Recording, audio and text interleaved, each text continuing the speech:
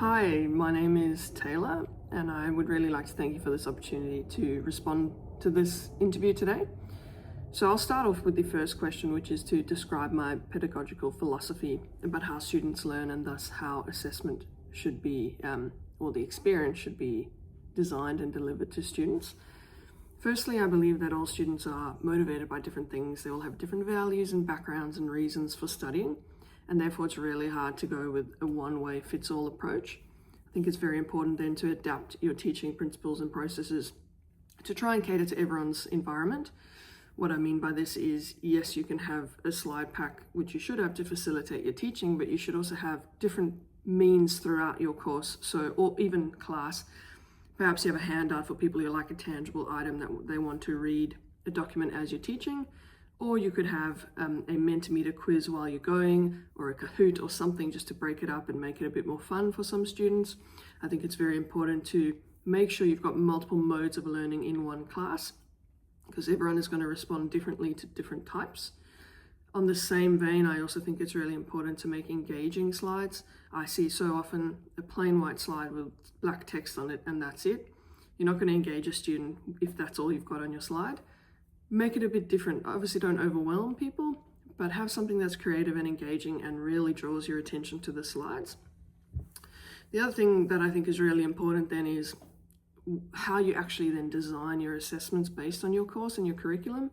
So I've recently been doing a Masters of Education in Curriculum and Assessment, and I found the concept of assessment for learning, assessment of learning, and assessment as learning incredibly interesting.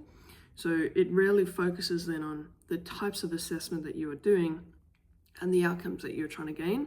So in the more formative areas, we're looking more at how we can evaluate early so that we can change or adapt our processes so students can continually learn.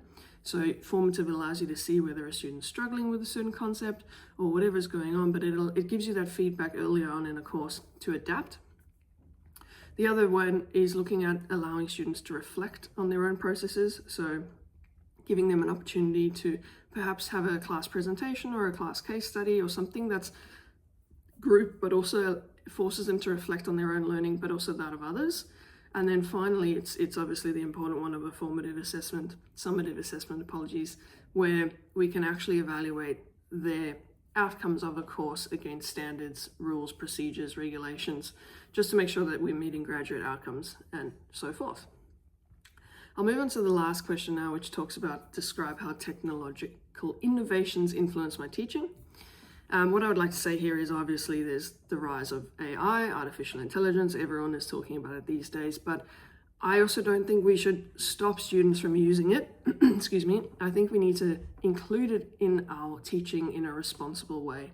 So this links again to the principles of assessment as learning, for learning, and of learning, because what we can do is make sure that the formative assessments encourage the use of AI, but in a responsible way. So perhaps we should say, use it to brainstorm ideas or use it to help you structure a document, but we can teach students how to use those technologies in a way that's not them stifling their own thoughts. So we still want critical thinking, we still want them to be able to have their own thoughts, but AI is there, it's there to stay, it's going to be there in their jobs in the future, so we need to encourage the responsible use of it and teach them how to use these things. In terms of the summative part, I would be a bit more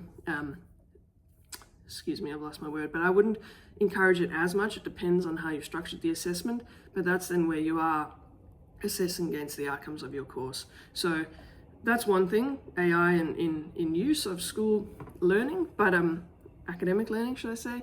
I also do think we can integrate technology more throughout our own teaching, though. Integrating videos or interactive online quizzes, etc., as I mentioned earlier, would definitely help. So I think it's very good to be across different technology and understand it so that we can teach students and have them have a good experience. Thank you. Look forward to meeting you.